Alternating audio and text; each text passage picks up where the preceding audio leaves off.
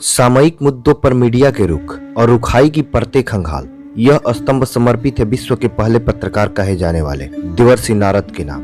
Media में वरिष्ठ पदों पर बैठे भीतर तक की खबर रखने वाले पत्रकार यह स्तंभ के लिए अज्ञात रहकर योगदान करते हैं और इसके बदले उन्हें किसी भी प्रकार का भुगतान नहीं किया जाता।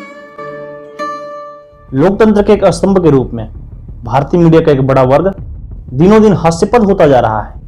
बंगाल में तृणमूल कांग्रेस के कार्यकर्ताओं के बीच चल रही गैंगवार की घटना ने इसे और भी स्पष्ट कर दिया है। कथित राष्ट्र मीडिया ने बंगाल के बीरभूम जिले में सत्ताधारी तृणमूल कांग्रेस के कार्यकर्ताओं द्वारा कई लोगों को जीवित जलाने का समाचार को सामान्य घटना की तरह दिखाया। अधिकांशतः समाचार पत्रों या चैनलों ने इस हत्याकांड के लिए ममता बनर्जी सरकार पर कोई प्रश्न चिन्ह नहीं उठाया। पत्रकारिता के नाम पर भाजपा के विरुद्ध गाली गलौज की भाषा का प्रयोग करने वाले अखबार टेलीग्राफ के सारे तीखे तेवर कहीं गायब हो गए। इसी समूह का चैनल एबीपी न्यूज यह सिद्ध करने का प्रयास करता रहा कि बंगाल में राजनीतिक हिंसा का परंपरा बहुत पुरानी है, इसलिए वीरभूमि घटना को बहुत तूल देने की आवश्यकता नहीं है। जितनी हत्या पश्चिम बंगाल में हुई है उतनी हत्या जम्मू कश्मीर में भी नहीं हुई है। सोचिए, जम्मू कश्मीर एक आतंक प्रभावित राज्य है और पश्चिम बंगाल में शांतिपूर्ण तरीके से सरकार को चुना गया है, लेकिन ऐसा लग रहा है जैसे पश्चिम बंगाल राजनीतिक हत्याओं का गढ़ बनता जा रहा है। चाहे वो तृणमूल कांग्रेस के नेता हो, चाहे वो बीजेपी के कार्यकर्ता हो, मारे दोनों तरफ से जा रहे हैं। ये घटनाएं यह भी बताती हैं कि कश्मीर में नरसंहार के समय मीडिया का जो पक्षपाती दृष्टिकोण था वह आज भी जस का तस है।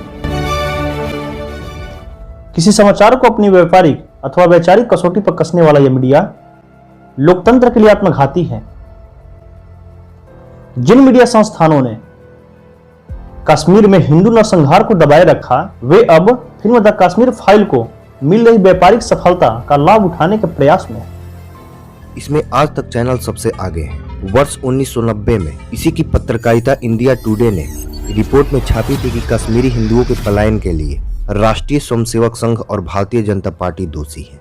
पत्रकारिता के अनुसार संघ और भाजपा ने कश्मीरी हिंदुओं के बीच उन्माद की स्थिति पैदा कर दी थी। कश्मीरी हिंदू घाटी में सांप्रदायिक माहौल को बिगाड़ने के उद्देश्य से पलायन का नाटक कर रहे हैं। उसकी यह सांप्रदायिक नीति हाल के वर्षों तक जारी रही। 2008 में इसी पत्रिका ने आतंकवादी यासीन मलिक को सेकुलर और लिबरल बताते हुए उसे यूथ आइकन ऑफ इंडिया घोषित किया था। मुख्य मीडिया का एक बड़ा वर्ग पूरे प्रयास में है कि कैसे द कश्मीर फाइल से उपजे जनाक्रोश का लाभ उठाकर हिंदू असहिष्णुता का अभियान आरंभ किया जाए। इसके लिए पूरे देश भर के सिनेमा घरों में लोगों की प्रतिक्रिया को हिंदुओं की उग्रता बताते हुए दिखाया जा रहा है।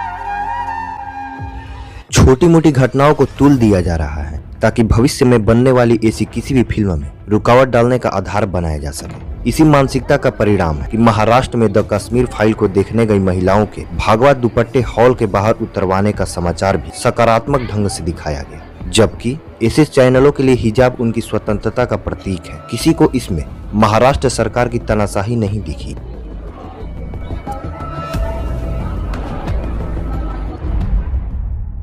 बीबीसी हिंदी को अपनी ही बोई घृणा का स्वाद चखने को मिला।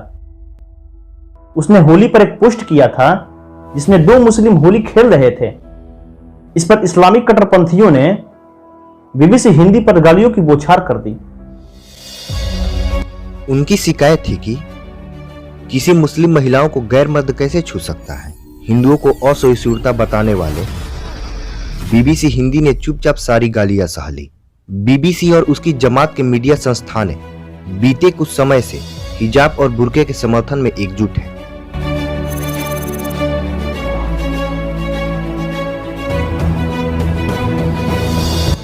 यहां तक कि बार एंड बेंच और लाइवला जैसे हिजाब पर कर्नाटक उच्च न्यायालय से निर्णय लेने के विरुद्ध खुलेआम लेख छापे। खेती से जुड़े 3 बिलों पर सर्वोच्च न्यायालय द्वारा गठित एनआईटी की रिपोर्ट में 86% किसान समर्थित का समाचार सामने आया। किसान संगठन द्वारा समर्थन का समाचार सामने आया। चैनलों ने इस समाचार को बहुत महत्व नहीं दिया।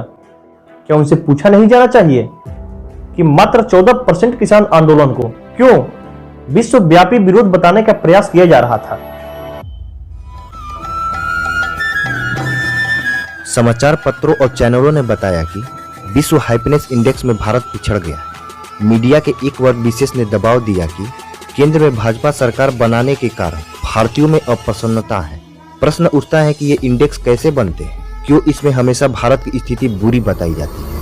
हैप्पीनेस इंडेक्स की तरह ही हंगर इंडेक्स, फ्रीडम इंडेक्स और न जाने कितने इंडेक्स चलाए जा रहे हैं। ये सभी वास्तव में पश्चिम द्वारा प्रायोजित अब्राहमिक तंत्र के खेल हैं। इसके मध्य से वे भारत के सनातन जीवन शैली को हतोत्साहित करके मानव विकास के पश्चिमी अवधारणा को थोपने के प्रयास में रहते हैं।